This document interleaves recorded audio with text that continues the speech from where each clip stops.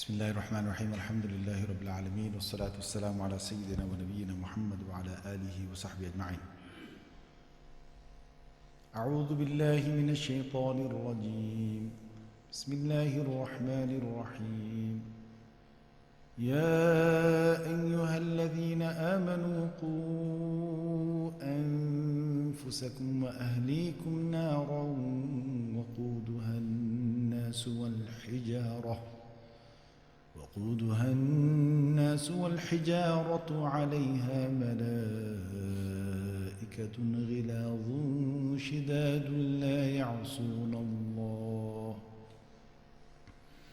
لا يعصون الله ما أمرهم ويفعلون ما يؤمرون. صدق الله العظيم. My dear respected brothers and sisters who are listening, firstly, Assalamu alaikum wa rahmatullahi wa barakatuh.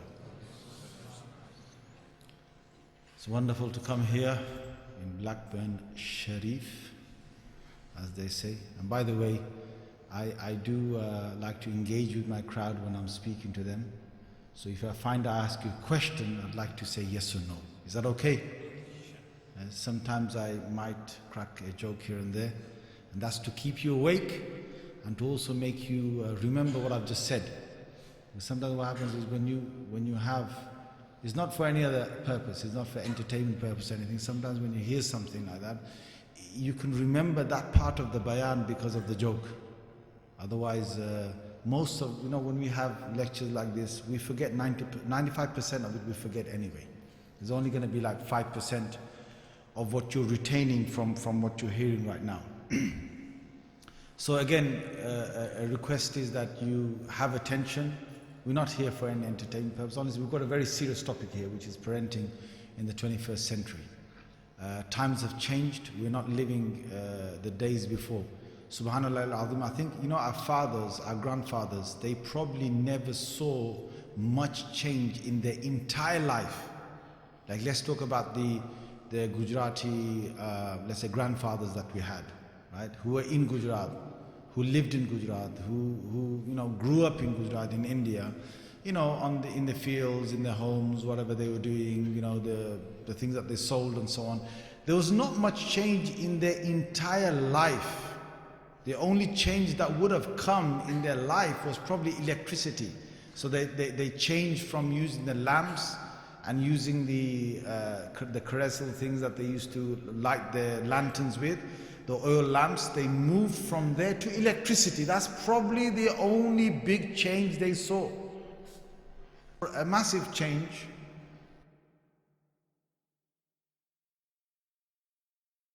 Which was, they saw the introduction, phenomenal change.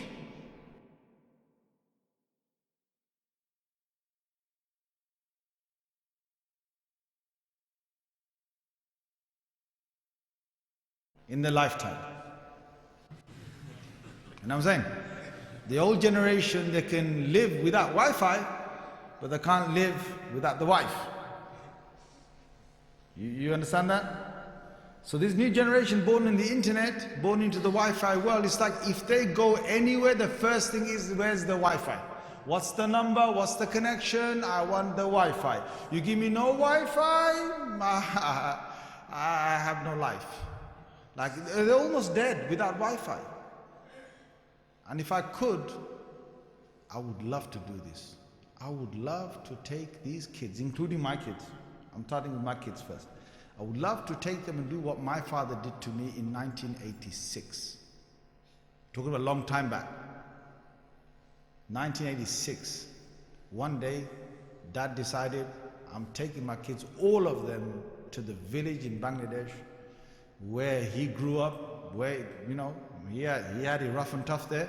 He said, I'm taking all my kids, gonna take them there, no electricity. We had lanterns, we had lamps, we had no gas, we had cooking done with wood, fire stick, the wood that you chop and then create the fire. We had toilets outside the house, under a thicket of trees, where jinns were like residing as well. My God, you got your tarbiyah done, boy. And guess what he did? He dumped us there for 1 year. No water from bottles, no way. Dad said you drink from what the local people drink. We had everything that went through the system. Parasites and everything to the whole system. You wouldn't have recognized me. I was down to the bones. Forget coronavirus. I had the worst thing you could imagine, right? Went through all of it, and guess what happens after that? Then you get used to it. 4 months was the worst thing. My God, you took the local water, they bathe in there, they drink, they wash the dishes in there, they wash the clothes in there, and then you gotta take the water, you gotta drink it. And we drank it, and guess what, man? My God. Your whole system was going through a revolution, if you like, right? You were going through a coma standing up. By the time we finished, 4 months, then you got used to it. You became like the locals. You could drink from that water, nothing happens to you. You eat from their food. You learn how to, live a life. And guess what? This is a place without electricity, my friend. There's no electricity here. So the only thing you did is that you went around the villages and you said, uncle, how are you? Auntie, how are you? You went from door to door. This is proper Gujarat, mate. This is back in the days. Am I, some of you are old enough to know what I'm talking about. Am I ringing a bell with what I'm talking about? Yes? The whole community knew who you were, where you went, what you did. Everything was there in the open. Everyone went in everyone's houses. The doors were open all day. It's like you had no secrets. We lived there like a year. Then we came back. My dad brought us back here in 1987. I did suffer a bit in my education at that time. Alhamdulillah, made up for it later on. But the best thing was that experience I had over 1 year, I'll never forget it in my life. But it made me appreciate what I had here in this country. Some of you don't know what I'm talking about. You're like, I don't know what you're talking about. I wish I could take you, Lord, dump you in the middle of India where there's no electricity, keep you there for months, and then you change. Wish I could do that, but I can't, right? I can't do that. You guys won't allow me to take your kids like that. No. हम मर जाएंगे, मरेंगे नहीं, ये जिंदा होकर आएंगे. They won't be dead, they'll be alive and come back. Trust me. You know the first thing that happened when we came back to Heathrow Airport? The air in England was like, man, that is refreshing without the cow's dung. Without flies in your face, mosquitoes at night buzzing around and trying to drink. You know the first thing that happened, you go over there, right? They know how to find the guy from England. The mosquitoes are so clever. My God, they know all the local Bengalis and not him, not him. And they all go straight for you. Until your blood becomes like their blood. After 4 months, they're not sucking your blood anymore. Like, iske andar kuch baki nahi hai. We've rinsed the guy. There's nothing left inside him.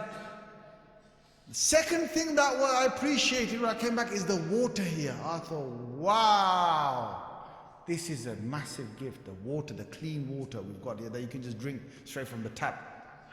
I know when you go back to India, even now, it's not like that anymore. You go to India now, you've got electricity there, you've got the TVs in the house, you've got the equipment in the house, you've got your modern houses, fridges and whatnot. We never had no fridges, nothing there. You cooked on the day, you ate on the day, and that's it. You never left anything overnight because you knew it would go off by tomorrow. If you had anything extra, you shared it with the neighbors, khalas. But it's a wonderful life. You know the kids say to us today, they say, how did you live in the days without internet?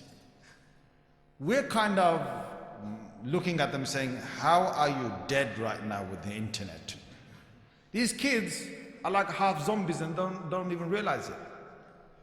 Guys, let me tell you how it is, because it's about to get more. I don't know if you're awake or not. Look, we're not saying ban everything, take all these things away. We're not saying that. But the kids have to understand what world they're in and what they're going to face. And for us, the challenges are going to become greater. There was a time when people were hooked onto just a television. They were hooked onto videos. Then they were hooked onto the satellites. They were hooked onto the video games that came out. Now people are hooked onto their individual smartphones. In the 70s and 80s, ulama did their best here to try and say television is haram and don't watch it and don't have it in your house, whatever. My friends, We have got per household now, we've got about 11 to 12 televisions. You're going to say to me, nahi, ye kahan se ye baat kar rahe hai, jo galat hai. No, I'm not, no galat, mate. I'm going to prove it to you right now. You've got about 11 to 12 televisions in every single house. You're going to say to me, ye bakwas bol rahe hai, he's talking rubbish, get him out of here, we're not going to call him back. Let me prove it to you. Your television in your house is a television. And people normally have 2 televisions in the house. They might have a 3rd television in the house. And when we say television, you're talking about those big inch screens, right? 40 inches, 46 inches, whatever. You got them in your house. That's starters. Nobody barely watches them anymore. Now you got your iPads. You got your tablets. Every single one of them is a television. Tell me yes or no. Come, I got 3 guys talking. Yaar, Gujarati mein baat karna hai kya? Let me say to you, tell me, those tablets that can play YouTube and your kids can select what YouTube channel they want to go to, what YouTube videos they want to look at, tell me the truth. Is that not a television? Yes or no? It's a television. Television vision means that vision is to see, tele is to see from a distance. They're seeing that from a distance, but it's in one way, they're now choosing what they want to watch. You've got about 2 or 3 tablets in the house. Then, on top of that, you've got laptops, you've got personal, computers. Those are televisions. You can play Google videos, YouTube videos, you can play BBC iPlay on those. Those are televisions. Then every person has got minimum 1 smartphone to them. Now you count all of them up in your house. How many have you got? 11 to 12, 13. Am I not right? Yes or no? Guys, come and speak to me, please. Am I right? Yes or no? Don't you say to me, Maulvi Sahab, hamare ghar mein koi television nahi hai. I'm like, my friend, television is in your pocket right now. If you've watched YouTube on your phone just once, any video on your phone, that's television. You're selecting, you can select. Now, you might say to me, nay, well, I'm gonna disagree with you. Everything is available. More is available for you to watch on a smartphone and a tablet than what's on the screen. The screen is now restricted. The screen, if they put something on the actual television, you have to wait till that finishes. Your handheld device, you can stop it, you can choose, you can move on to the next one. In fact, artificial intelligence now is going to give you the things you like. Tell me it's true or not that once you start going to Facebook videos, or you go to Instagram videos, or you go to YouTube videos, as soon as you've watched one video, the next video is going to be something you actually want to see. Yes or no? How did they work that out? Artificial intelligence. Because the computers work out, okay, he watched this video for this many minutes, he stopped at this minute, then scroll on to the next one, which means the likeliness of him liking these other videos go to this many percent. Within split seconds, these computers, because your smartphone is actually a computer. It's a computer in your hand and it's connected to the internet. There are algorithms that are working in the background of these huge stations they've got. YouTube has got algorithms behind it. Facebook has got algorithms behind it. Instagram has got algorithms behind it. And they are working within the split second what kind of next videos you're going to like. So if you've watched like certain videos, certain types, it's now got multiple videos and each one you're actually going to want to watch. And they will carry on, putting that as the next thing you want to watch, the next thing you want to watch. Guys, we have gone beyond what it was yesterday. It's no longer whether you've got a TV in your house. Everyone now has got 13 TVs in the house. Now the thing is, how do we move along in our world and day and age without allowing these things to control our lives? Because we've already entered a stage where people are addicted. If you're telling me you're not addicted, I'm going to tell you to actually prove it to me. There's ways to prove you're not addicted to your smartphone, to your tablets, to your laptops, to your whatever it is that's calling you, and you have to watch it or you have to play the game. Another one is like, forget these things. Now the PS4 and Xbox One is like, It's like that, for some boys that are sitting here, that's like, whoa, that's the thing I'm after. Forget your little things there. Forget that. I'm after that. That's my, number one station. Now they've got addiction there, but don't think as an adult you haven't got addiction. Tell me this: your kids come from school, they come home. If they see you on your smartphone and you're scrolling on your phone, you're actually disengaged from them and you're engaged with your smartphone. If they watch you 2 to 3 hours within the time they've come from school, so they come from school 4 o'clock or 3:30, they go to sleep at 9 o'clock, 9:30, 10 o'clock. Between that time, they've got about 6 hours. They're going to be with you. In those 6 hours, if you're on your phone for 2 hours or 3 hours, or if you're on different devices, some TV, some phone, some tablet, whatever, you're actually disengaged from your children for that number of hours, and you are addicted. You're going to say, "Nahi Maulvi Sahab, kya bol rahe? I'm not addicted nahi hu." Okay, then do this for me. Go on. I'll give you a challenge. My challenge is this: how long can you not pick up one of these devices, not look at one of these devices? How long can you go for? That's the challenge to you. Is it going to be, let's start with hours. How many hours can you go without it? And then how many days can you go without it? Tell me this. Is anybody here that's actually switched off from all these devices for about 10 days to 2 weeks because they were either in Umrah or I'tikaf, or they were in Hajj, or they were in a country somewhere where they thought, I'm putting it away? Anyone done that? Put your hands up. La hawla wa la quwwata illa billah. We only got about 7-8 hands. La hawla wa la quwwata. Anybody who's done that would realize what switching off is. Switching off is you don't have anything, any contact. Guys, some of you are looking depressed at this moment as I'm speaking. I'm talking about something very serious, guys. If your telephone demands your time, and I tell you what happens, right? There's a number of apps that you've got that are calling you. WhatsApp is calling you.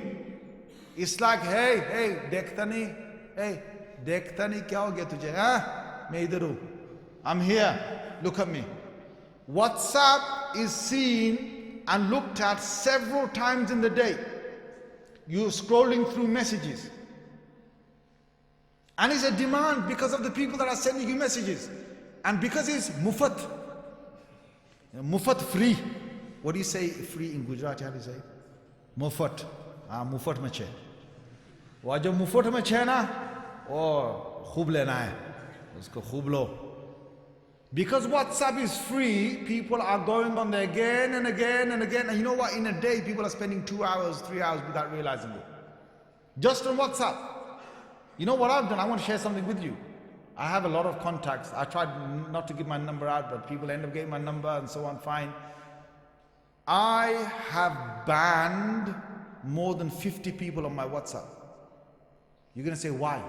Kya ho gaya Maulvi Sahab? Ban kar diya? Haan, ban kar diya. Who are they? Local musallis. Local musallis jo masjid mein aate hain, I've banned 50 more of them. You're going to say, Maulvi Sahab, bada sakht hai, you're very, very, strict. No, because they're sending me lagatar messages.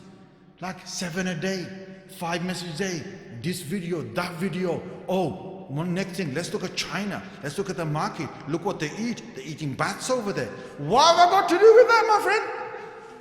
You want me to sit there, watch, all right, they're eating bats, yeah, oh, the bats, oh, yeah, they're taking mice and they're eating them, throwing them in there, oh, yeah, that's where the coronavirus came, yeah. You think I'm interested in that? Then I've got to look at your videos that you're going to send me, oh, koi tha, koi kuch tamasha kar diya, done something silly. So I'm going to see that, right? 2 minute video on that. They're going to show me something that's happened in somewhere in Pakistan, Bangladesh, India is happening over there. Then some big, riot that's happening. Some guy, had his car stolen. You're going to send me that. Oh, watch this. Some guy had his shop robbed over there. Oh, watch that. What do you think? I am a muppet? Yeah, kya yaar, honestly, am I sitting here just to watch all your videos that you say sending me? Tell me this, honestly, tell me this. Because I know most people are in this. Most people are hooked on this for this reason. Mufat mein chhe aur ye bej rahe like there's no tomorrow. They're sending you, and you know what? One guy thinks, I'm only sending you 3 videos. When 20 guys send you 3 videos each, how many videos is that? 60 videos in a day. Ya Allah. And I've got to watch all that and give you feedback and smiley, lol, lamo, I'm dying laughing, just to keep him happy. I'm going to make it their clue. If I see it and I don't give a reply, the guy's going to be, hey, why didn't you reply? What's wrong with you? This and that. Then he sends me an emoji with an angry face. Forget that. I'm going to block you, mate. I don't want to know who you are. I'm serious. I've actually done that. Local Musallis then said to me, Moli Sahab, aapko maine wo bheja tha. Oh, I've sent you that video. Did you see it? I said, what video? He said, no, the one I said. I said, mate, you're blocked. He's like, no, Moli Sahab, aapne mujhe block kiya. Haan, maine block kiya. Aapne kyun block kiya mujhe? I said, you're wasting my time. Straight, you're wasting my time. Then 3 months later, I unblock him. Uske to thoda sa islah to hona chahiye na. Guys, are you with me, yes or no? Yes, I'm not going to block him forever. I'm going to 3 months, he's getting nothing through me. 3 months later, I open up. Then I wait to see what he does. If he sends me all these messages, wasting my time, I'm going to block him again. A number of them I block him again, second time. If he doesn't, if he stops, alhamdulillah. Now we have a relationship. If you've got something important to send me, and it's really important, then please send me. Guys, we've all got 24 hours in the day. Let me tell you how it's broken. You got 24 hours in the day, 7 hours goes into sleep. How many you got left? It's not rocket science, yaar. Come on, yaar. How many you got left? Some are doing ikhtilaf right now. He's 17, he's 18, he's 16, he's 17. Yaar, ikhtilaf, yaar. Ispe kya? Maths mein ikhtilaf kya? Yaar, how many you got? 17 hours left. Of the 17 hours that you got left, right? 1 hour is going to be wudu, stinja, toilet, this, that, out, whatever, face, this, that, all that. 1 hour is gone. How many you got left? 16. Out of the 16, 1 hour is going to go on food, with your breakfast, with your lunch, with your whatever, whatever. 1 hour is gone. How many you got left? 15. Out of the 15 hours you got left, you're probably going to spend working probably 8 hours. How many you got left? Or studying for 8 hours. How many you got left? You got 7 left. Out of the 7 hours that you got, your salah and all of that, and ibadah is going to be 1 hour in the holiday. How many you got left?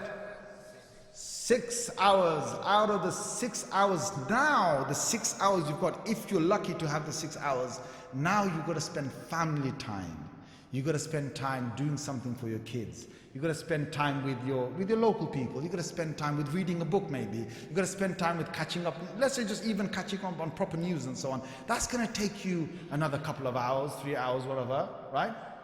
And it's with kids. You should actually be spending like 3-4 hours with them if you can. Let's just think with them, being with them, asking them things. Even if it's playing a game with them, whatever. Alhamdulillah, mashallah, do that.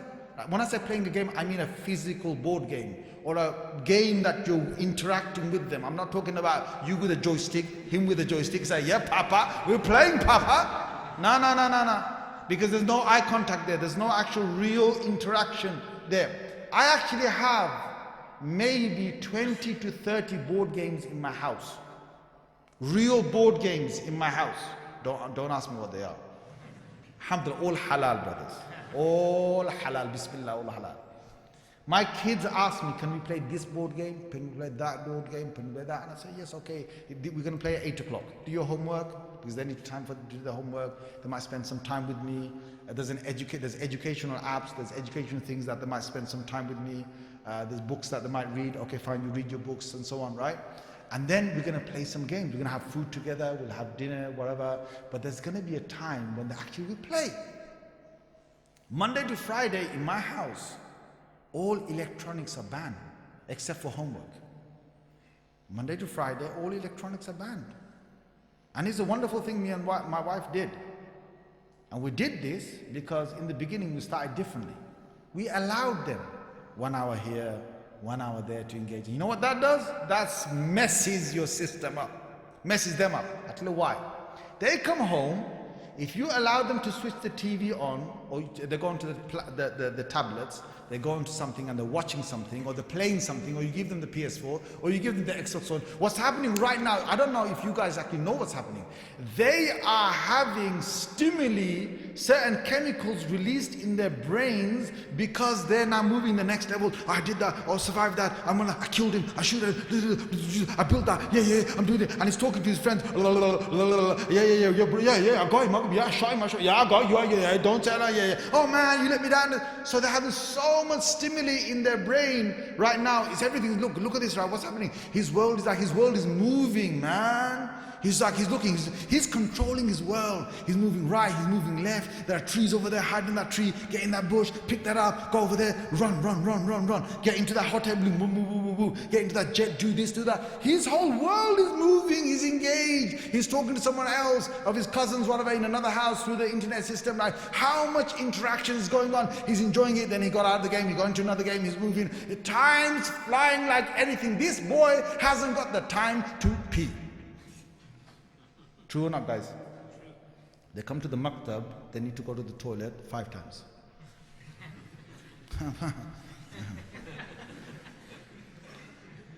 They play PlayStation for 5 hours, they don't go once. Lastminute.com, when it's not gonna burst, he just takes his thing off from his headphone down, he just runs to the toilet, right? May Allah have mercy on him. May Allah make it come into the toilet, not anywhere else, you know what I'm saying? Like, he just about does it, comes back, what? Then what? You know what happens? Tell me this, yeah? He comes from school, you put it on for 1 hour, he's had all the stimuli in his brain, everything that's going on. Then you tell him to switch off, go to the maktab, switch off, do your homework, switch off, read book. You know what happens after that? He switches off. This is what he sees, switches off. He looks around. These wolves are not moving. Nothing's moving. Oh yaar, it's a boring world.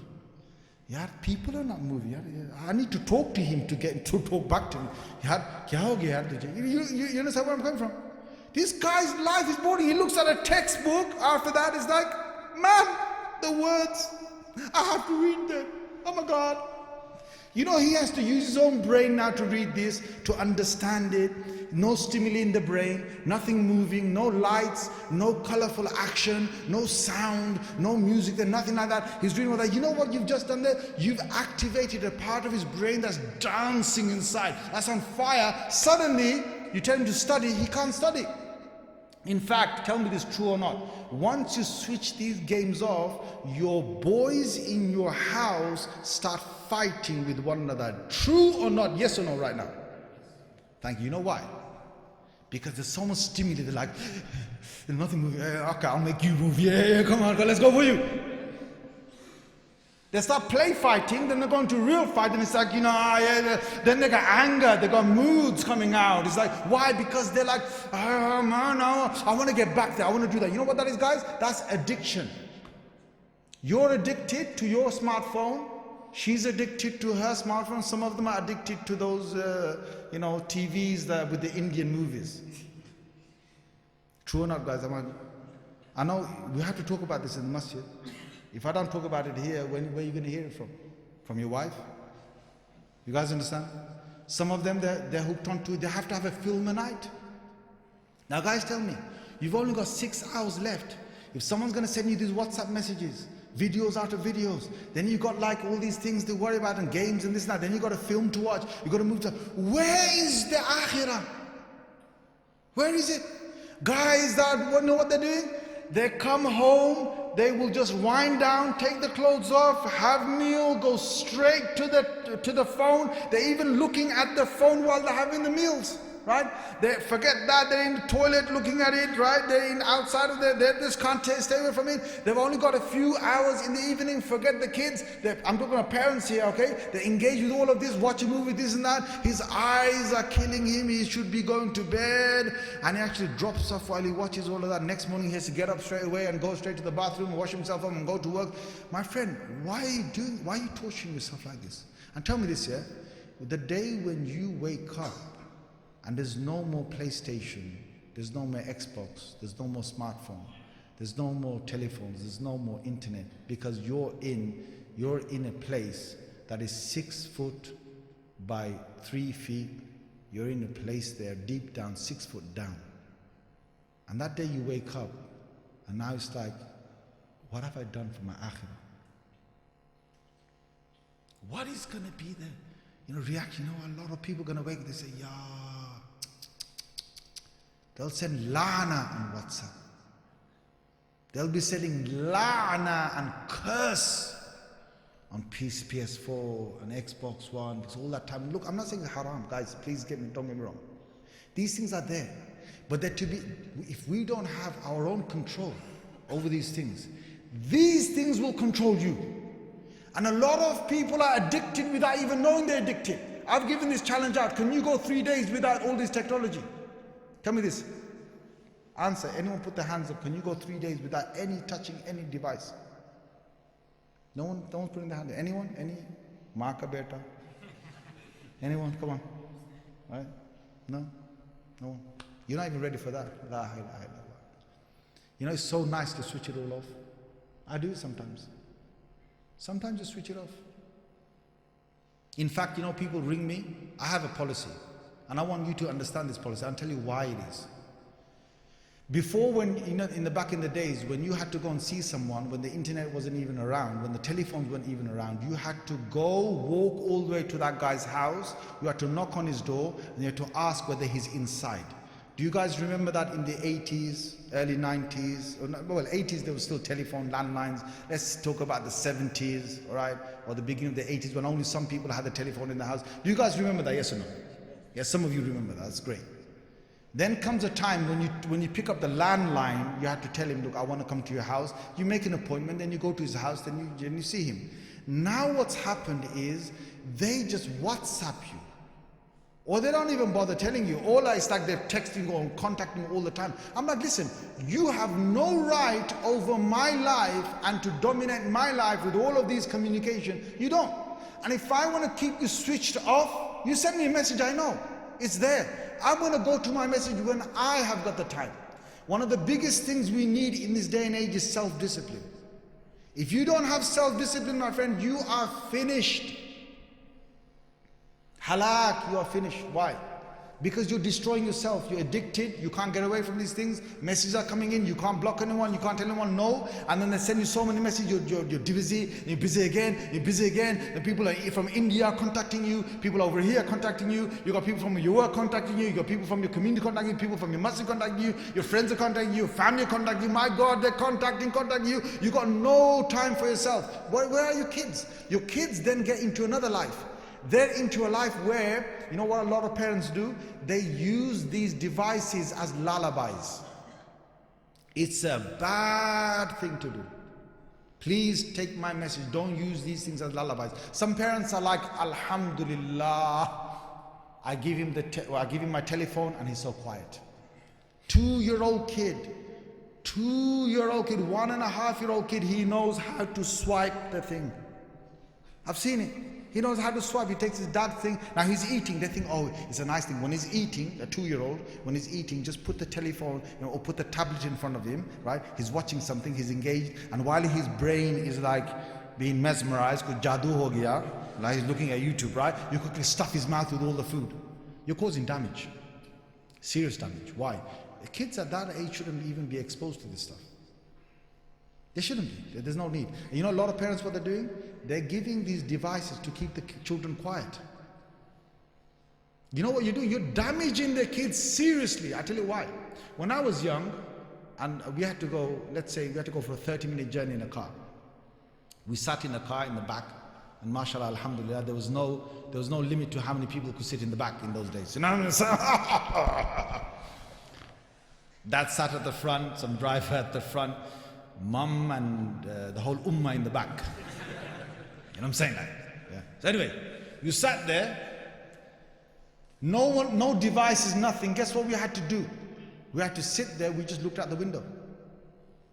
We looked at the window, the whole journey, you couldn't say anything because Dad would turn you into a flat sheet of paper with one hand, you know what I'm saying? So you sat there, and what we did, we just counted the bridges, looked at the trees, looked at the cars, that's it. We were bored, but you know what? That was very exciting. You just sat there, you just looked at it. There were times when we went to relatives' houses, right? We sat there, we had to sit there for 2 hours. The elders were there to sit down, you're doing nothing, absolutely nothing. They're discussing their stuff, you sit there, you're bored. But you know what? You know what he did? I tell you one big thing he did. boredom is a massive asset to have.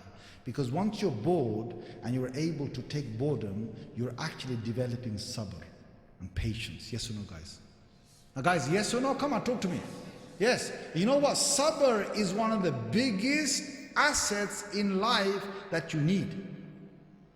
These kids, because they've had a device given to them, they're not getting bored. Or you go to a wedding hall, they're giving their devices to the kids. You see, he's the kid sitting there. I'm thinking that's damage. Because those kids need to learn how to sit there with the adults getting bored, doing nothing, maybe running around. I don't care, you run around the wedding hall. You're not getting no device. You go and find something to do. You go and talk to other kids. You run around, do what you like, but you're not getting a device. Why? Because you need to learn how to do this. Why are you going to say to me? Because when you grow up, my son or my daughter, and you find yourself bored with your husband or your wife, you find yourself bored. I don't want to hear you got problems in your house. You know where I'm coming from? These kids get married now, they want to get talaq tomorrow. Why? Because they haven't got the life they wanted. La ilaha illallah. Now can I please ask you lovely dads that are bringing all these princesses up, and the lovely mums that have got loads of princes in the house, and you're doing everything for them. My God. If you were to think about it, their clothes are ironed, their food is cooked, biryani on the table, but he still wants fish and chips, and he wants to have the chicken and chips. But anyway, lo and behold, Hazrat Walaji, who's your son, and Hazratni, which is your daughter, in your house, they grow up all the way to 24 years old.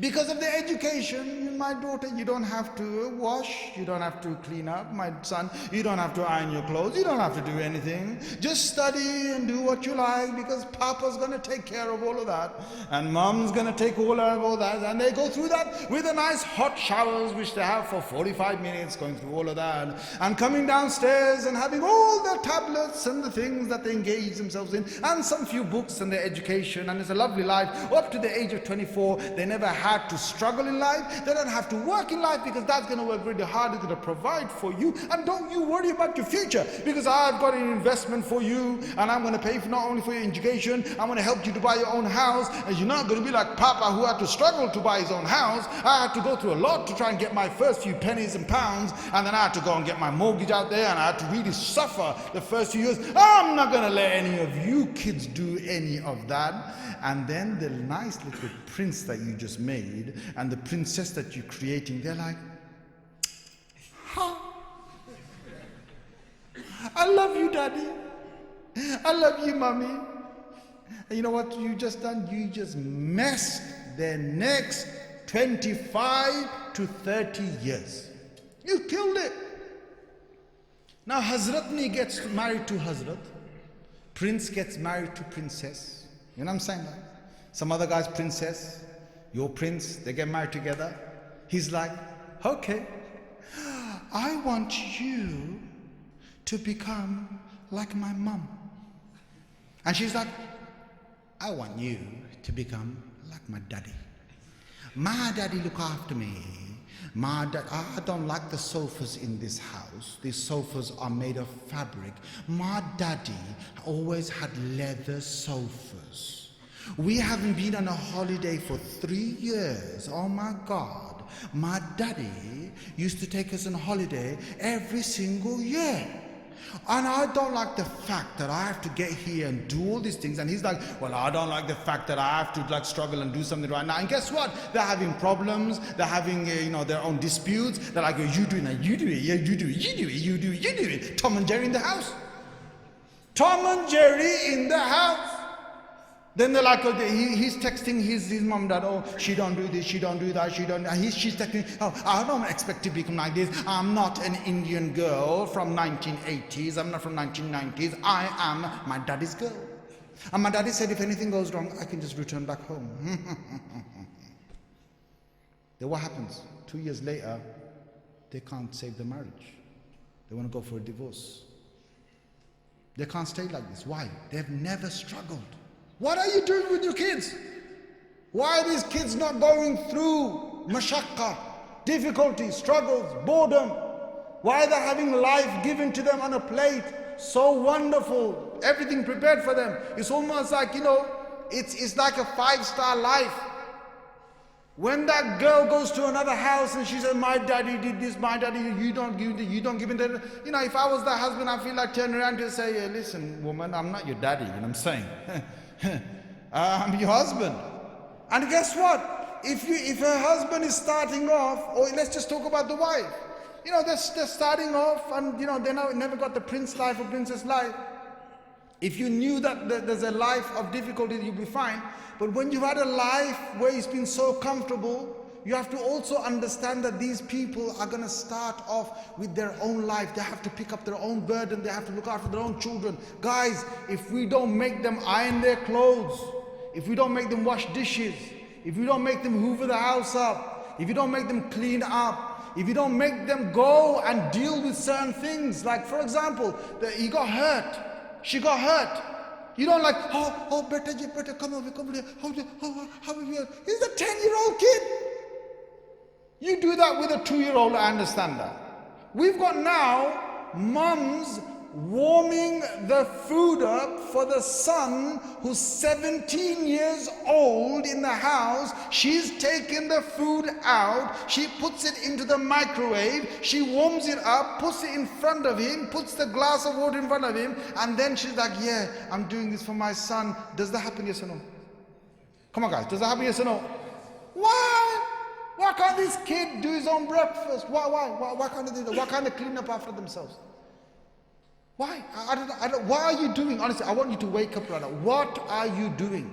Because now, you know what's happened now? We've got a massive crisis on our hands. The crisis is, these kids, they've had a very, very comfortable life for 24 years, 25 years. And now they can't survive on their own. If you have children, I tell you this, right? The more difficulties these children will face. And when I say difficulties, I mean, with appropriateness. I'm not saying like, make them like, I don't know, slaves in your house, all right? But what I'm trying to say is that let them go through these stages where to know. Look, let me tell you what modern psychology says. And this is from real psychological research that's come out in the last couple of years, few years. If your children are asking something from you, and they're saying to you, Papa, can I have this? Mama, can I have this? Mom, can I have that? Papa, can I have this? Dad, can I give me this? Please, please, please, please. If 8 out of 10 times you say yes to your children of what they actually want, 2 out of 10 times you say no to your children, then your kids, according to modern psychological research done over the massive, this long research that's been done, is your kids will grow up to be miserable, they will be unthankful, they will be ungrateful, and they will feel sad inside, and they will feel like, you know what, it's not enough.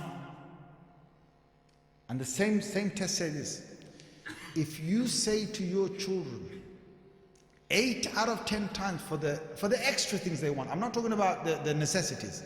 Necessities like, they need a bed, they need this, they need a laptop for homework, they need, something, necessities. Okay, necessities is fine, I'm not talking about that. I'm talking about extra things. Can I have this game? Can I buy this? Can I download this? Can you give me this? Can you buy me those trainers? Extra, those designer trainers. Can you buy me those clothes? Can you get me that necklace? Can you do the extra things that are, not the necessities? If 8 out of 10 times you say no to them, 2 out of 10 times you say yes to them, then the same psychological research says your kids will grow up to be thankful, they'll appreciate what they have, they will be happy, and they will have, inshallah, a joyful future.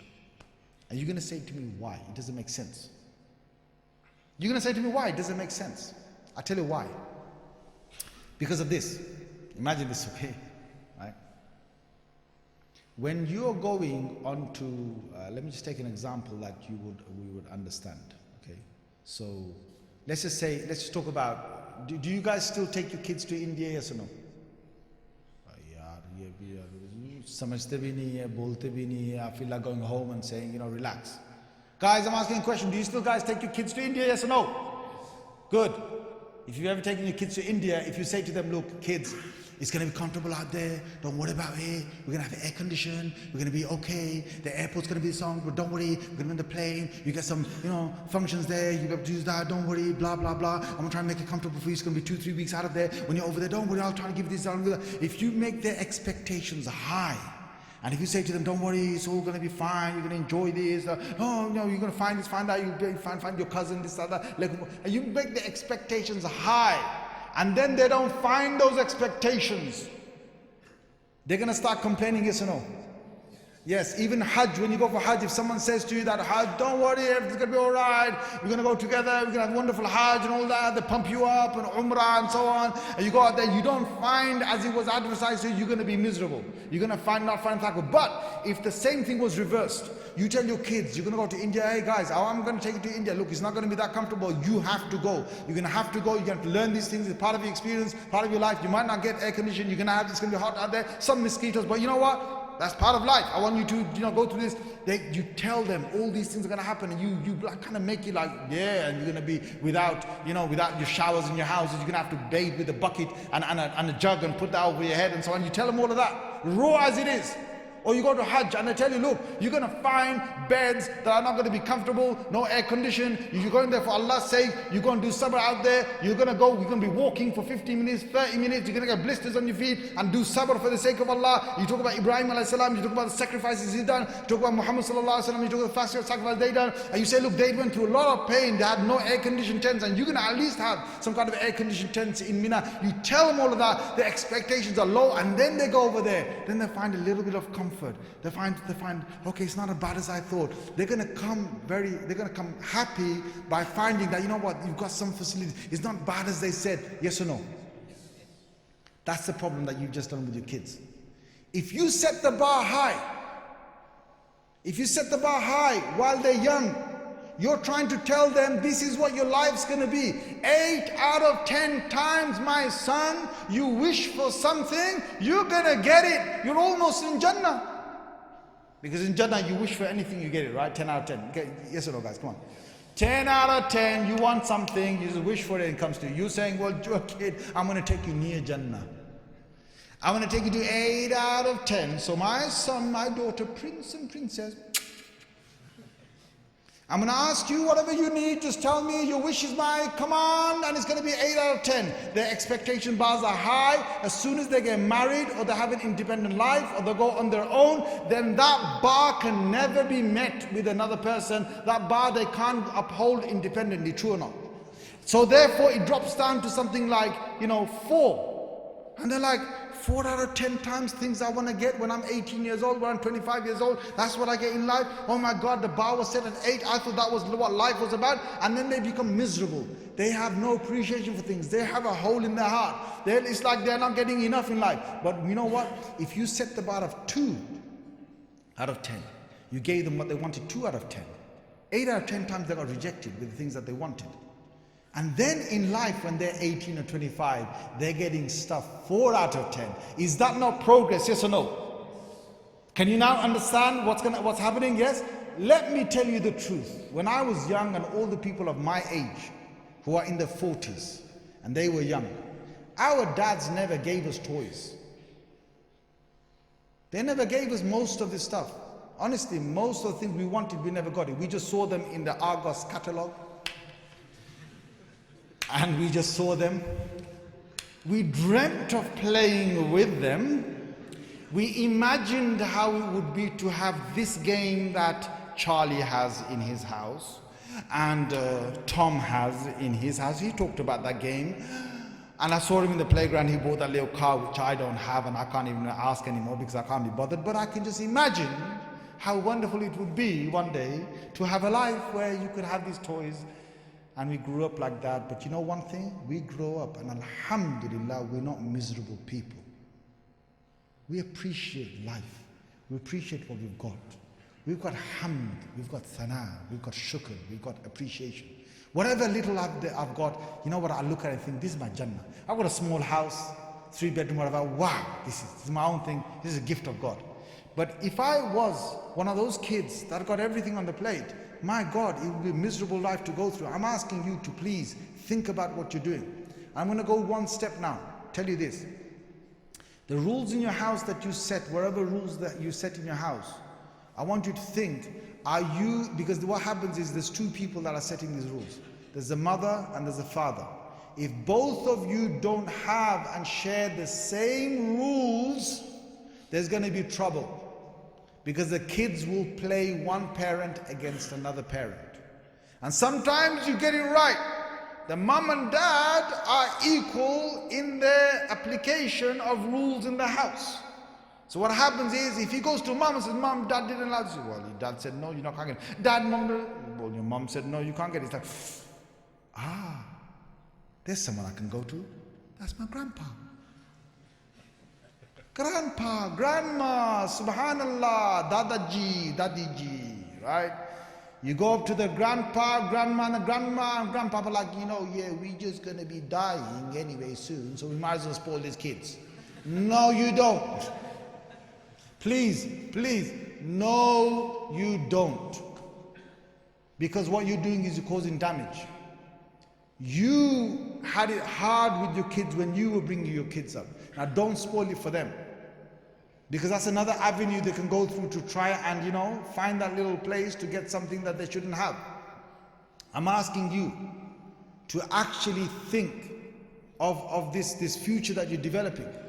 And the rules need to be set with both you and your wife, and you stick to your rules. There shouldn't be this thing that mom is soft, dad is strict, or dad's a soft one and mom is strict. Some households have that, and it messes things up for the kids.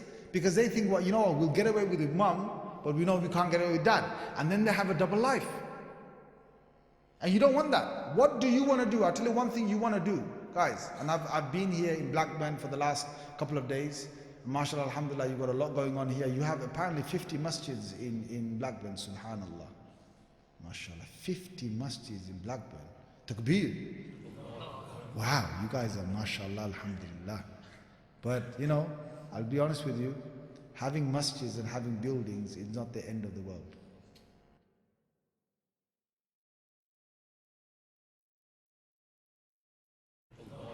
Wow, you guys are mashallah, alhamdulillah. But, I'll be honest with you, having masjids and having buildings is not the end of the world. I'll tell you why. These buildings are here, mashallah, you've got a lovely masjid here. If you want the future generation to come inside this masjid, we've got to work very hard on them. These kids are not interested in the masjids. Why? Because we've got a lot going on. And I'm going to tell you a few things that are in my heart. We've messed certain things up for the system that's been going on for the last 40, 50 years. And I want to talk to you about it because I don't think any scholar is going to come and talk about some of these things. I can say because I'm an outsider, I don't have to be invited by you again.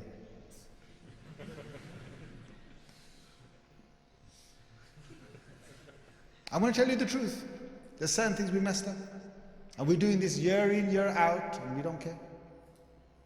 One of the things is, we've got the masjids, we've got massive, masjids, we've got wonderful buildings, we've got lovely, facilities for people to come, pray, do wudu and all of that.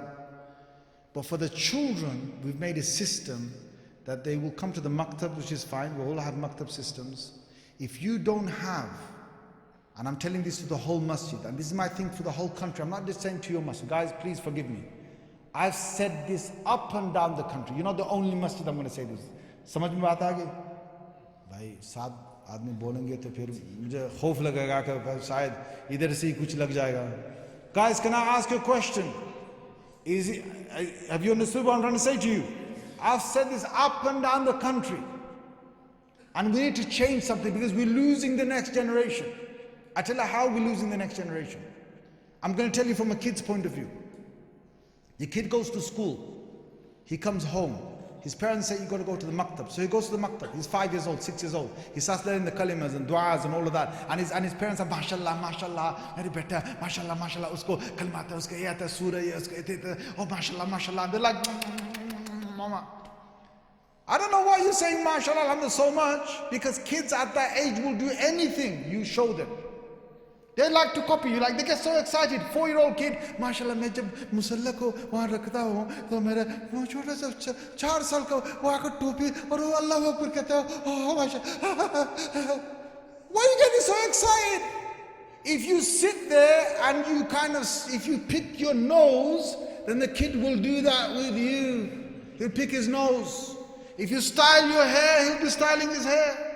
If you basically do musalla, put a musalla out there, you do salah, he's going to do exactly the same thing. Because kids Allah's put a system inside them. They will copy whatever you're doing. Doesn't matter what you do, they'll copy you. MashaAllah is if the same kid at 14 can put the musalla out and do his prayer without you telling him. Guys, are you with me, yes or no? MashaAllah is when he's 24, she's 24, and then they're praying independently. That's job done. Don't you get excited at 4. I've had my kid doing that. All my kids did that because they just want to, you know what they want? They want smiling from you. They want you to say, oh, give them a kiss, give them attention. Oh. They love the attention. They don't know what this all is. They're like, Dad, does he? I'm doing it. They don't know, subhanallah, the aqidah is not there, none of that. They don't know about Allah Azza wa Jalla. That's going to develop later on. Anyway, let's move on. You bring him to the maktab, he comes to the maktab. You teach him all these du'as, he learns the du'as. You take him to the system, he knows the system there. I've got to go there 5 o'clock, I'll come out at 7 o'clock, I'm going to go inside there, I'm going to do this. Then soon he learns the reason why you're sending him. And you know what we did with our system? We made a system, and I'm asking you, because I've said this in my Bengali communities. I'm a Bengali, I've gone in my Bengali communities, I've gone in the masjids, and I've said this in the masjid, from the mimbar, in front of the imams, in front of the committee members. And it's something we really have to talk about. So I'm here in a Gujarati masjid. I'm saying to you guys from India, you've done a wonderful job. You had a maktab system from India. You guys are sabiqun al-awwalun. You're the leaders of the maktab system in this country. And you started the maktab system. You bought it with your ulama in the 70s. And you established it throughout. May Allah give you reward for that. Say Ameen. But there's something gone wrong in the process. What's gone wrong is, in India, if you have kids going to the maktab and all they learn is how to read the Quran, that's all they learn. They learn a few masail, few things about namaz, few aqaid, ta'limul haq, a few things done, right? In India, at that time, 50 years ago, there's not much that can go wrong. Because the kid, all day he's surrounded by uncles and aunties and dadas and dadis, and neighbors are all Muslims, and everyone, the adhan is heard from the masjids, and everyone's wearing white clothes, and jummas are there, and bayans are there, and it's a whole Muslim environment. So in India, you give them 2 hours of maktab a day, just Quran, and you give them just the salam, masail, ta'limul haq, something simple, done. You at 12, 11, leave the maktab. The rest of his life, inshallah, none of them are going to leave Islam. In India, where guys? Blackburn Sharif. In Blackburn, what happens? In London, what happens? In Birmingham, what happens? In Leicester, what happens? In Batley, what happens? In all these places, you know what happens? These kids are in a different world. They're not in India. Can you please address what it is? So let me tell you how it works. You here, you set up the maktab system. The kids come over here. You said, हाँ भाई हमारे सारे जिंदगी ऐसे कटे थे, हम ऐसे भी कर लेंगे, कोई बात नहीं, हमने भी किया, वो भी कर लेंगे, वो सारा हो जाएगा. Like, we did it, they do it, this and that. We have a system for 40 years, 50 years.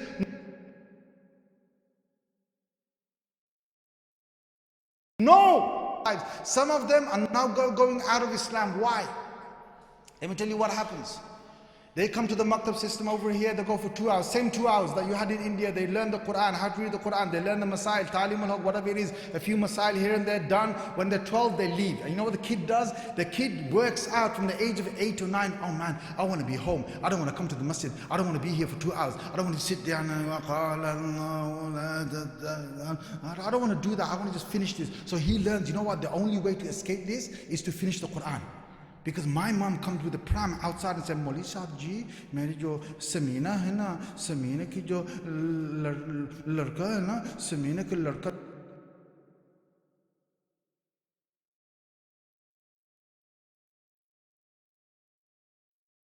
10 पारा कर लिया, मेरे जो बेटा है उसने 7 पारा किया, वो 7 just doing 7 juz. They put pressure on the Maulid Sahibs. The whole system is to finish the Quran and that's it. We're going to make them read the Quran, finish the Quran, few masail, do 3 things. We've done this for the last 40, 50 years. Everything's going to be fine. No. At 12, you know what happens? MashaAllah, the masjid is buzzing. You go to the local mitai place, you get the mitai down, you call all your friends and you give the mitai out. A wonderful thing, oh my beta is going to sit at the front, he's going to read the last part of the Quran. The Maulid Sahib is going to make dua for him. MashaAllah, I've made it. I give mitai to everyone, all my friends are happy. Guess who's more happy than you and your friends? Your kid is more happy than you and your friends. You know why? He's not coming back to Maktab tomorrow. At 12 he leaves. This was the age to keep them in the maktab, my friend. His hormones are kicking inside him. He's growing like a man right now. His Adam apple's gonna pop out. Like, it's gonna pop out. Now he's gonna go taller than you. He's feeling like he's becoming Incredible Hulk. He's like he's popping, he's getting angry, he's got emotions and she's got emotions and they don't know what they're doing, right? Now, the age when they're teenagers, when they've got fitna outside there, when they hear from their friends and social environment, all that, telling them that this is life, get this done, do this. But you know, the smartphone is in his hand, in her hand. Now they're making communication, now they're communicating with one another. Now was the time to keep them and do the tarbiyah. Guys, yes or no? Right, we made a massive mistake, and please, you're making a mistake. Why? This is not India. Please, I'm saying to you a third time, please, take it out of your minds. All committee members, all imams, all public that are listening to this. This is not India. They have, you know what they've got right now? You're going to say, well, we survived this. Well, it's not the 80s, my God. My God, you think this is the 80s? You think this is the time when the internet's not around, when there's just one TV box? Guys, if you had to go and get a video, you had to go out there in the 80s, go and find a blockbuster store, you had to go and hide from the musallis and others who are going to see you, you had to go inside there, okay, I'm going to go at this time, just 8 o'clock, before they shut down, everyone's gone for Isha, quickly go inside there, choose what you want, come out there, quickly hide it under your jacket, go home, watch it 24 hours, bring it back, find the time, you're going to quickly drop it off without anybody knowing.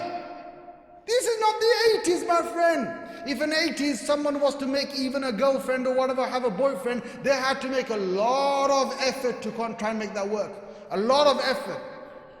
They had to drop notes, make contact, give something physical. She's like giving him dirty looks. Oh my God, I'm just dead right now. I can't do this, right? Today it's simple, man. They download an app. She downloads an app. You don't even know they're in the house. She's upset. Sometimes they're sitting on the sofa right in front of your face and they're swiping these apps, making contact, listening to one another, talking to one another while they're even having a chat with you. And you don't even know it. This is a different time, my friend. Let me tell you what one Imam told me just 2 weeks ago in Gloucester. Gloucester Sharif, that's another Sharif. MashaAllah, Leicester Sharif, Gloucester Sharif, Blackburn Sharif, Berkeley Sharif, Bolton Sharif. Aur koi reh gaya? These are your Sharifs, right? We have to Preston Sharif. I'm very careful when I come to these Sharifs. मुझे बहुत डर लगता है कोई मुफ्ती ऐसा ना हो कि फतवा दे देगा क्या बात कर रहे हैं. And I'll basically have to run a few miles away from here. Guys, listen to me, yeah? This Imam in Gloucester said to me 2 weeks ago, a local Musalli came up to him and said, Imam Sahib, my son came up to me and said this, and my jaw dropped, and my whole jaw just dropped. I thought, Ya Allah, we've come to this right now. It's a Musalli, he comes to the Salah, he prays his Salah in the masjid. His kid said to him, 12-year-old kid said, Dad, when I'm 18, I can become an atheist, right? The dad, one of your Gujarati dads, he turned around to the kid and says, where did you get that from? What are you saying? And the kid said, look, they told me in school, the religions that we've got right now, whatever they're teaching us at home, those religions, okay, fine, it's okay for now. But when I become 18, I can choose what I want to be. And if I want to choose to be an atheist, that's my choice. Guys, are you waking up? This is not India. You're losing the plot. If you don't get I'm going to tell you straight up, I've said this in my Bengali masjids, I've said this up and down the country, I'm going to tell you straight how it is. I'm telling you straight how, if you don't make a change in 10 years time, you've got a massive crisis coming. I went to America Last 2 years, I've been 2 years going in and out. You know what? There's counted, from ulama, counted 24 huffaz in America that have huffaz, who've memorized the entire Quran. They've left the deen. 24. I was shocked. I'm like, are you telling me the truth? I said, yes.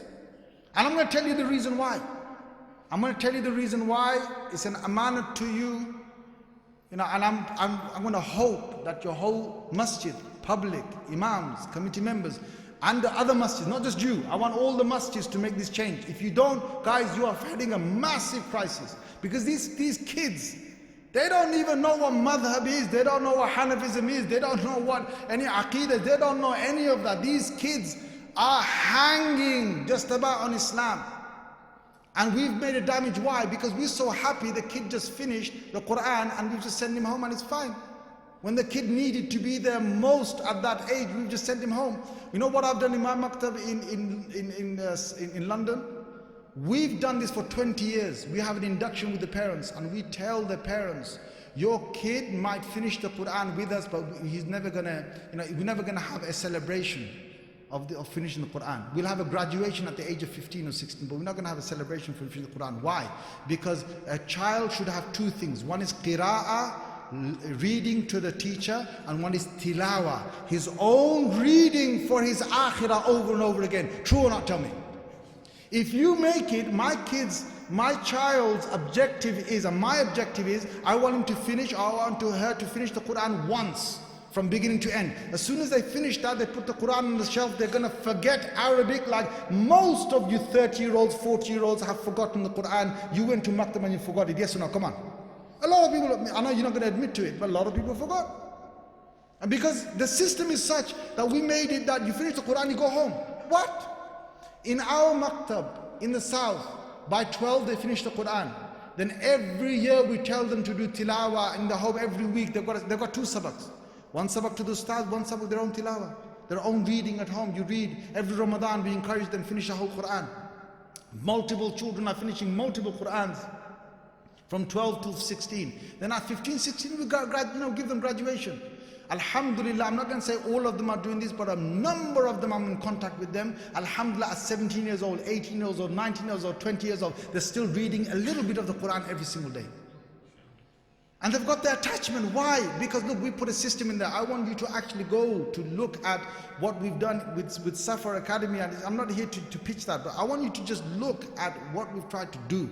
We try to do something for your own benefit to try and don't just look at what we've tried to do. Please open your eyes. I tell you what's happening. These kids, they go to maktab, they learn this stuff. They're not in India. Their whole neighbors, none of them they can visit. There's no dada here, there's no dadi here, there's no uncle, there's no neighbors they can visit. They go outside, there's no adhan in the streets, there's no Islam, there's no lectures, nothing. Unless you drag them to the masjid, they don't listen to Islam. Most of the school life is in school. They don't get no jum'ahs. They're not hearing any khutbahs. They're not being attracted to any of that. Then they've gone to college. They've gone to university. You put them in a college, university environment with loads of different people, of nationalities, of cultures, of beliefs, right? Then they feel all of a sudden they have got so many attractions. They've now got the opportunities of drugs. They've got opportunities of their roommates in a college somewhere. They're drinking alcohol. They're sharing a house somewhere. Alcohol is in the fridge. Okay, they're playing gambling on a Saturday night together. The kids, the college students are gambling together in a dorm. This is happening, guys, out there. This is real. And you send your kids to university, college, to a dorm somewhere away, and they've been exposed to all of this. First they might play as a laugh, then they get into it for real, then they start gambling a little bit, or they might turn to alcohol, or there might be girlfriends, there might be boyfriends, there's a life out there. I've had as an imam to talk to children after university, and now they're on the brinks of moving away from Islam. Why? For the last 4 years, he was sent to a university. He went there, he met a girl of what he liked. She was, non-Muslim, she was not his culture. He fell in love with her. And there are multiple examples, guys, multiple examples. Then he fell in love with her and he came home. He said he wants to marry her. Mom said, no, you can't get married. He's a single mother. Right? She said, you can't get married. After that, he said, well, if I can't get married with her, I'm going to go away with her anyway. Forget that. In my area in North London, I've got 3 cases where the father is a local musalli coming in the masjid. Every salah almost is in the masjid. His sons, eldest sons are coming to the masjid. They come for Jummah. His younger son comes for Jummah as well. And then the younger son, you know what? He's not getting married. They give him so many proposals. By the time he got to 31, he got to 32. You know, one day, you know what he said? He said to his brother, brother, I'm not interested in girls at all. I want you to understand, there's young kids here, I'm not going to go any further. I'm not interested in girls anymore. I've not been interested in them for the last 6, 7, 8 years.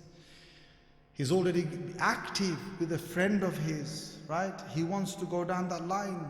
The family have come to me. There's 3 families come to me like this. They say, Imam, what do we do? Are you guys waking up? This is not India, my friend. The whole system has changed. If you don't give a solid system of maktab, you know, when you have the maktab, it's not about finishing the Quran. You want to find a syllabus that's going to go deep inside the roots of the iman. You got to boost them with ahadith, with Quran. You got to keep them together. We got to have suhbah and companionship of these kids. We got to bring them in this environment. We got to keep them active at home, at the masjid, in between, because they've been exposed to everything in the schools. The schools are telling them, the system out there in schools telling them, you are free to do whatever you want. It's your choice. And they got all the opportunities. Tell me this, how does this look, right? Go to the school, they're smiling. How are you? How are you? You're okay, young Patel? You're okay? You have had a nice day? A woman with blonde hair dropped down, right? We're showing part of the top part, if you know what I'm trying to say, like bending down to him saying, how are you, young Patel? Everything's okay. Yes, we can have a nice day. Get the pegs out, get the this out, get the that out, color this, color that, all that. Oh, we're going to learn this today, we're going to learn that today. All that colorful, you know, wonderful teaching for years and years. And then we're doing those years, he comes home, Papa's like, hey, Bejani, so much to huh? Bejani. You know, you're saying like, you know, I know you need to have your rules in your house, I understand, right? Comes to the masjid, it's like, get this done, this done. So this is the world they see over there. They go over there, they see another world, right? He's making his own mind already. Guys, this is happening right now. He makes his own mind. By the time he gets 16, 18, he's thinking, I want to get independent. She's thinking, I'm going to get independent. Another thing that we've done is this. We've shifted the marriage age. We did that. I remember this, and I'm telling you on record, the first marital marital certificates that I was signing was in 1998. We're talking about 22 years ago. 22 years ago, the average age of a guy getting married to a girl was around, the girl was about 21, the guy was about 22, maybe 23 maximum. That was the age. This was in 1998. Most of the marriages, the average age was that. Some got married at 20, some got married at 24, but the average age I'll put about 22. Then what happened is, in 2008 or something, I started noticing that the average marriage age for the groom and the bride that I'm signing off, when I look at the date of birth, is now shifted to 26 years of age. 26. Then today, when I'm signing those marriage certificates, the average age has shifted to 29, 30. Average age, someone getting married at 33, 34. Massive damage caused. And you know who created that? We created that. You know why? 25 years ago, if the boy had just finished college, we said we're ready to give our daughters. Yes or no? Yaar zinda ho yaar, ya kya yaar, bolo na. 25, 30 years ago, right? But let's look at the early 90s, or right, let's look at the end of the 80s. If the boy just finished college, because our girls never went to college that time. True, na come on, 16, the girl finished, she never went to college. That's how this country was. Most of us said, no, we're not going to send the girl to college, she's got to get married. So she got married at 18, 19, he got married at 20, 21, whatever, he finished college, it was fine. We never asked for anything else. Then about 20 years ago, we said the boy has to have a degree. Yes or no? We have to have a degree. Now, since he's getting his degree done, she might as well get her college studies done, which was done fine. Then after that, after a while, we said he's got to get university certificate done. He's got to have a bachelor's or he's got to have a master's, yes or no? Then after that came 5 more years later, we said, no. Uske paas degree to chhe na, magar ghar to nahi hai. He doesn't have a house, he doesn't have investment, he doesn't have investment in a flat, right? So we said, you know what? He got to have a job. He better have a job, he better have the money to invest in his flat or whatever it is, right? We put that pressure on him. She thought, you know what? Might as well get her to finish her bachelor's and a master's. So she started finishing her bachelor's and master's. We shifted it. Then came a point we said, you know what? He's got a job, he's done all of that, right? By that time, he's about 28 years old, right? 29 years old.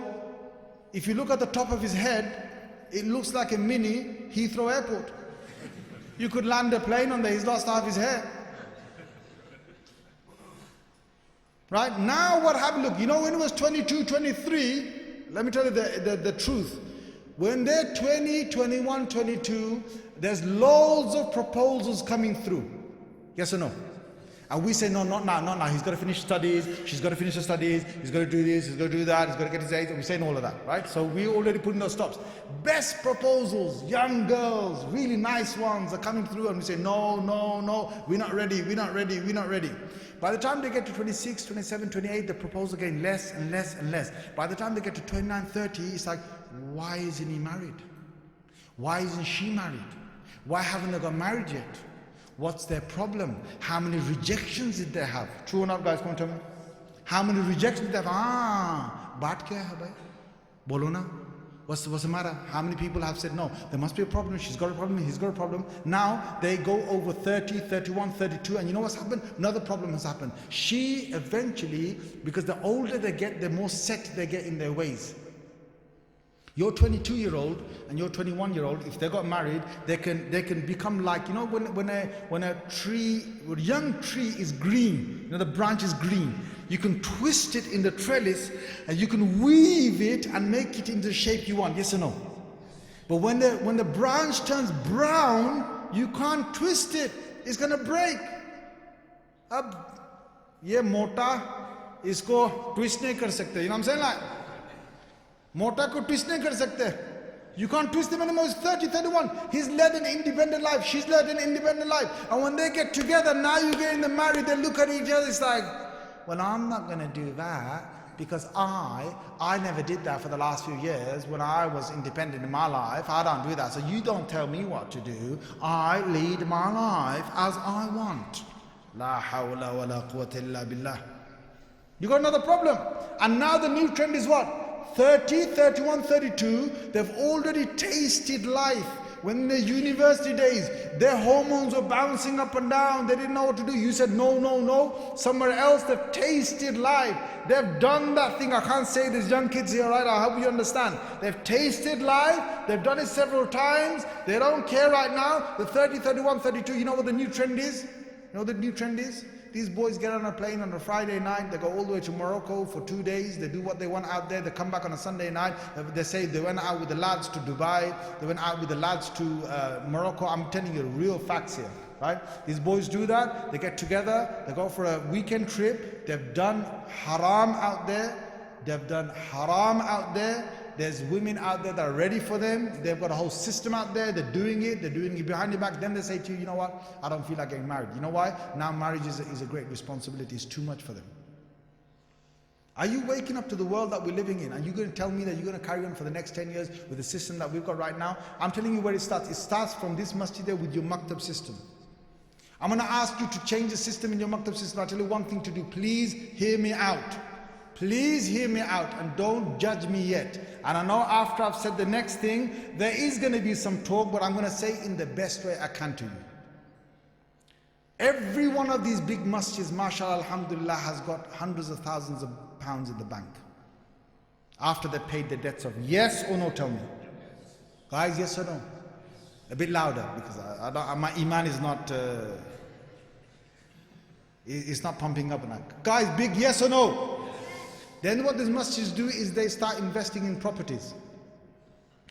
Which is good. It's like a really good income for the masjid. Fine.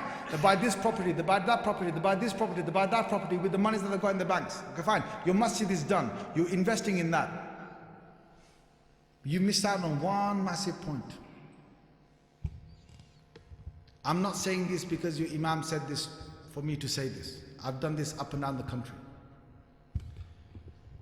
If you keep all the other imams that you've got, what you need to invest in, you need to invest in one young alim that comes here with a lot of passion.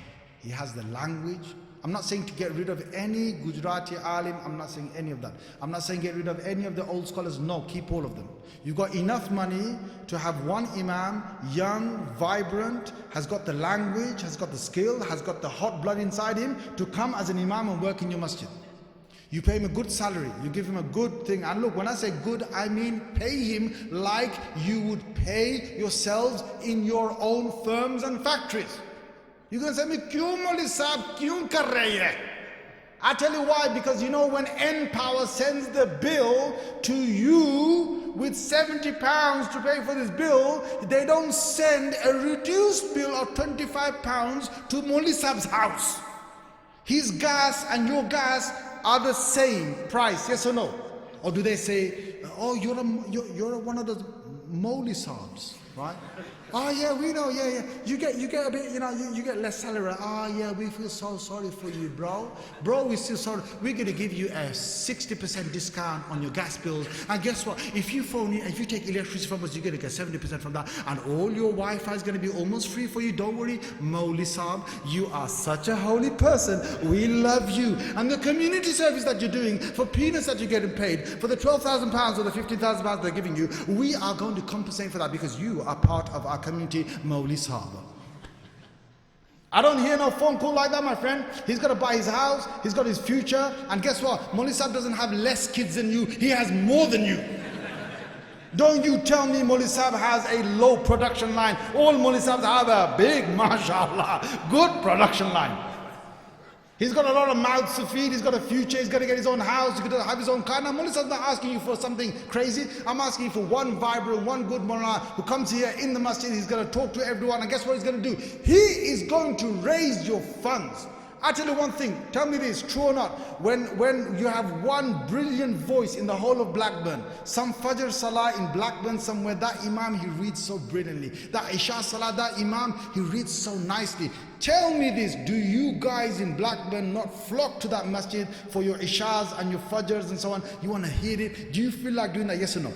Yes, that's what you want. That Maulvi Sahab, his sound's got to be real nice. He reads wonderful. He's got his vibrant, right? He comes, give him the mimbar on Friday. Tell him to raise monies for you. For the masjid, for the future, whatever you want, for your houses, for your investments. He's going to do a fantastic job. But you know what? To get that kind of Maulvi Sahab, you're going to have to pay him the same thing he would have got if he never came to the masjid. One biggest thing we do is we say, no, yaar, ye paise kyun mangte? Yaar, paise kyun? Yeah, why? Isko to free to karna sakta. Fi sabilillah hona chahiye tha. Fi sabilillah hona chahiye tha. Fi sabilillah. You want, look, a guy's living in Britain, my friend. He's not living in India. He's got the same bills I have to pay, like he's got a future he's got to look at. Let me tell you next thing that happens.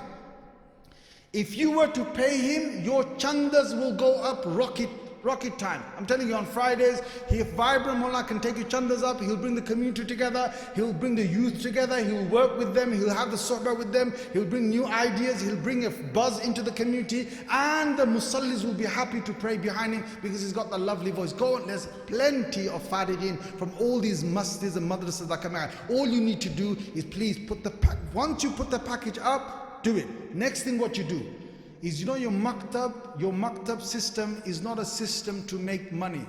Maktab doesn't make money. If he makes something, he makes something very little. I want you to bring, there's a lot of ulama that are farig, and guess what? Look, I'm not gonna backbite them. I'm gonna tell you the truth. They've got household problems. They've got brothers that are in their houses. They've got to get their own house. The guy's got to get married. He's got to get his own house. It's a massive task. He's got 3 brothers in his house. He's got to find his own house. It's only 3-bedroom house. How is this guy going to make a living? So he starts working in Shell petrol station. He's a Maulana.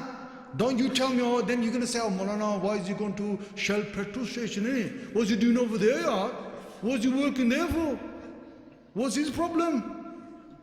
He's going to BT, working in BT. He's going to these environments where he becomes a project manager. And then he makes himself say through. He's gone to the corporate environment. He's gone to these, these prison services. A lot of Maulanas have gone to prison service. We've got an overpopulation. Why? Because they need a future and they're very talented. They're very gifted. They were the ones that if you kept in the masjid, your whole community would have changed. And you didn't want to pay the price. They went over there. You lost them. You're going to complain. You're going to say they went over there. I'm sorry to say, partly it's your fault. Right, next thing is this. When you don't have those Maulana Sahibs, you're going to have others. MashaAllah, you're going to end up with Imams because of the salaries you pay. They're going to be your Khidr alayhi salam. You know Khidr alayhi salam? Yaar isko samajhta hai ya nahi yaar? You know when Musa alayhi salam found Khidr alayhi salam, what was Khidr doing? Khidr is also very, he's mashallah. But Khidr alayhi salam, he's the type, he's going to stay quiet, he's not going to do, he's going to do his own things and so on. Or let's just say you find the type that is not going to cause you, he's going to say the right thing, he's going to say what you want. He's going to be your mutawadi, your humble person, doing all of that, mashallah. You found all of that. And everything is very fine for your masjid. But my friend, please listen to me for 1 minute. That Maulana is fine, his namaz is fine, his tilawah is fine, his taqwa is fine, his ibadah is fine, his Jummah khutbah is fine. But you know what? Your whole crowd, your kids, your maktab system, your vibe in the whole community is the same. And you're in the system, look, you're thinking, well, we're buying this house, we're buying that house, we do know that your kids are leaving the deen. Your kids are out there, they're not interested in the masjid. They need to have something in the masjid that attracts them. And then what you do is this. That Maulana, please understand this. I'm saying this from my heart. I've got nothing against you. Nobody in the committee members needs to leave their position. Nobody. Please don't say this tomorrow. All the people in the committee members, they stay exactly where they are. I'm going to give you a solution for the future. And a lot of masjids have tried. There's many masjids in England who have tried this. And they're finding success. Guys, please, could we have the adhan at 10 to? Is that okay? Is that okay? Okay. This is an important thing. In Walthamstow, we've got Masjid Abu Bakr. MashaAllah, 6-7 years ago they did this. The old committee, they turned around to the youth. One is you got young ulama, second one is you got very active young men inside the society. They're ready to make a big change for the youth. They want to give fi sabilillah time, they want to be volunteers, they want to have the youth clubs, they want to do something and change, bring those kids together, right? And they're being wasted, they're not given a platform. So what you do is, all committee members stay exactly where you are. Nobody's taking your position, nobody's there for your power. You stay there till Allah Azza wa Jal, wills. What you do, like this committee is, you call these young men you can work with, young men who have a balanced mind, young ulama, bring them together, say, look, we're going to create a subcommittee. We want you to become subcommittee. We're not going to give you authority for everything. We're going to give you authority for a little bit. We're going to ask you first, get those ulama for the bayans. You take over the bayans. You bring them in on the Saturdays. You bring them in for dars. You bring them in. Create something. We want you to come in, and some of you want to work with the youth that are in drugs, the youth that are doing something else, that's not right. You are young people. You understand them. We've lived our time. We don't connect with them. It's the truth. You don't know what Fortnite is. You don't know that. Come on, let's be honest. You see it, you're like, you don't understand. You don't understand these kids. These are called, oh my days, what's up, yeah, man, you're fam. You're like, fam kya kehta hai yaar? Fam kehta hai.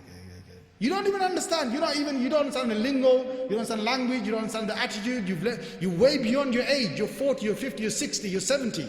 These kids are 20, they're 15, they've got a new life, they've been born in the internet age. They've got now artificial intelligence soon that's going to make them go crazy. Because people are soon going to get chips in their skins. It's already happening. Forget having a joystick, they're going to have a chip in the skin where they're going to play games with a device over their eyes. They're going to be zoned out.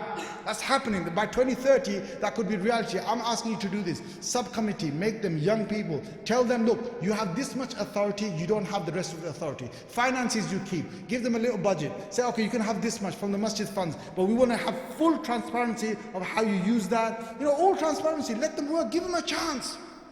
Guys, give them a chance. Walthamstow, Masjid Abu Bakr, they did this. For 7 years, the committee has never asked the young subcommittee to get out of the way. Never. They've said, you know what? They've given more and more power every single year. They've seen the masjid change. There's qiyamul layls. There's youth that are buzzing. Youth come together. They have football tournaments. They have, table tennis tournaments. Who are doing this? Not the elders. I can't do this, guys.